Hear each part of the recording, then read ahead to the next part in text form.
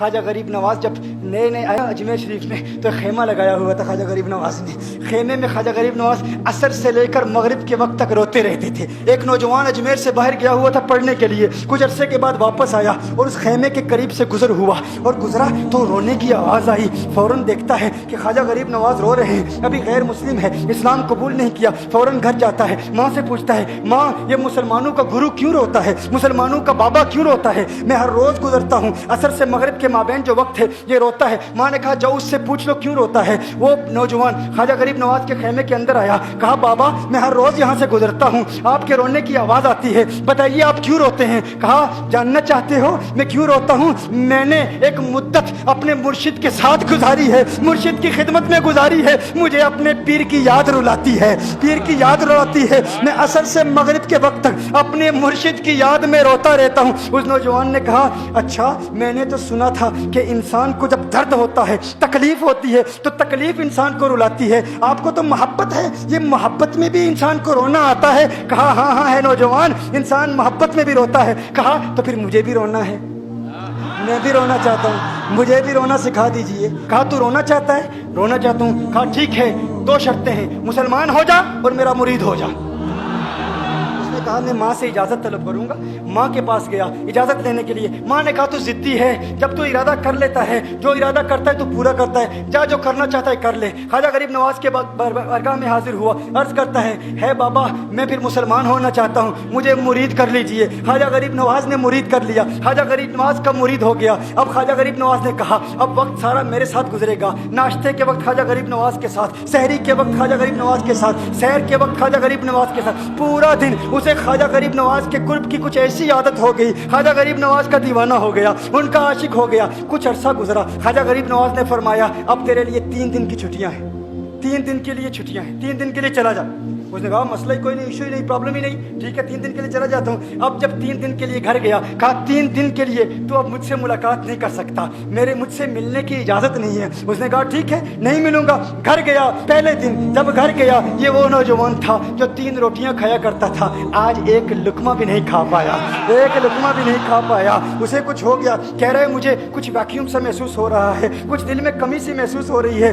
یوں وقت گزرتا گیا, رات کا وقت آیا, آنکھ نہ لگی, سو نہ پایا, مکان کی چھت پر چلا گیا. ماں نے دیکھا بیٹا چھت پر کیوں چلا گیا؟ ماں چھت پر جاتی ہے, بیٹے کیا ہوا؟ کہا پتہ نہیں ماں, میں تو فوراً سو جاتا تھا, آج نیند بھی نہیں آ رہی, آج کھانا بھی نہیں کھا پاتا. ماں تو چلی جا. ماں چلی جاتی ہے. یوں جب سحری کا وقت ہوتا ہے اس کی آنکھوں سے اشکوں کی برسات جاری ہوتی ہے, اس کی آنکھوں سے اشکوں کی برسات جاری ہوتی ہے. وہ رو رہا ہے, اس پر رکت تاری ہے. ماں آتی ہے, بیٹے کیا ہوا؟ کہا ماں مجھے پیار ہو گیا ہے, ماں مجھے محبت ہو گئی ہے, ماں مجھے عشق ہو گیا ہے. جا غریب نواز کے پاس, کہا مجھے بلا لو. اب یہ جدائی برداشت نہیں ہوتی, اب مرشد کی جدائی برداشت نہیں ہوتی. ماں فوراً خواجہ غریب نواز کی بارگاہ میں حاضر ہوتی ہے. کہا میں نہیں جانتی ہے مسلمانوں کے بابا, تو نے میرے بیٹے کو کیا دے دیا, تمہارا تعلق نہیں سمجھ پاتی, تمہارا رشتہ نہیں سمجھ پاتی, لیکن وہ تو رو رہا ہے, کہتا ہے واپس بلا لو. خواجہ غریب نواز نے کہا نہیں ابھی وقت نہیں ہے, میں اپنی زبان میں کہتا ہوں. گویا کہ خواجہ غریب نواز نے کہا ہوگا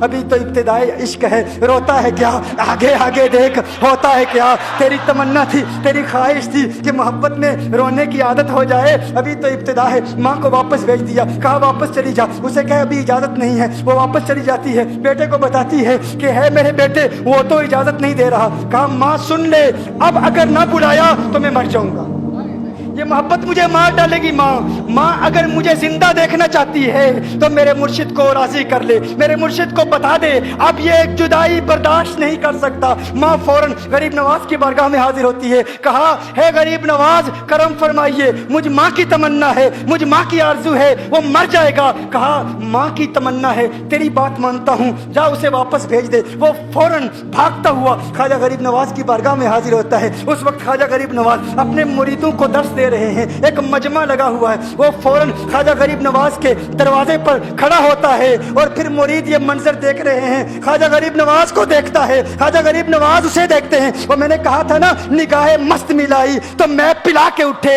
جہاں وہ بیٹھ گئے میں قدا بنا کے اٹھے. خواجہ غریب نواز نے اس کی آنکھوں سے آنکھیں ملائی اور پوچھا اب پتا چلا محبت میں رونا کیسے آتا ہے, اب پتا چلا. اس نے کہا ہے غریب نواز کرم فرمائیے. فوراً غریب نواز नवाज को पुकारता हुआ गरीब नवाज के कदमों में आ गिरा, गरीब नवाज के कदमों से लिपट गया। अब मुरीदीन इस मंजर को देख रहे हैं और हैरान हो रहे हैं कि सिर्फ वो मुरीद ही नहीं रो रहा, सारे मुरीद रो रहे हैं, इस प्यार के रिश्ते को देख रहे हैं। और फिर एक अजीब और गरीब मंजर, ख्वाजा गरीब नवाज ने कहा, आज रात तूने खाना खाया था?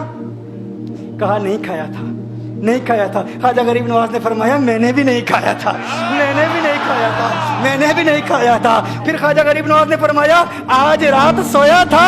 कहा नहीं सोया था। कहा आंख मुझे भी नहीं लगी, नींद मुझे भी नहीं आई। ये मंजर सब मुरीद देख रहे हैं, वो मुरीद भी रो रहा है और ख्वाजा गरीब नवाज की आंखों में अश्कों की बरसात जारी है। ये वो रोने वालों का मकाम है।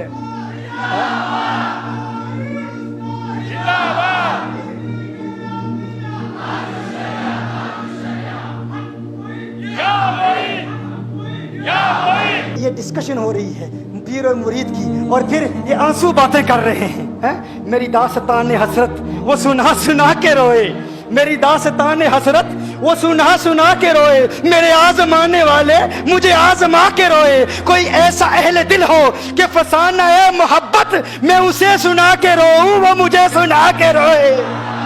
मैं उसे ये रोने और हम रोने पे आ जाएं तो दरिया ही बहा दें। ये चिश्तियों का रोना है, हम रोने पे आ जाएं तो दरिया ही बहा दें। शबनम की तरह हमें रोना नहीं आता।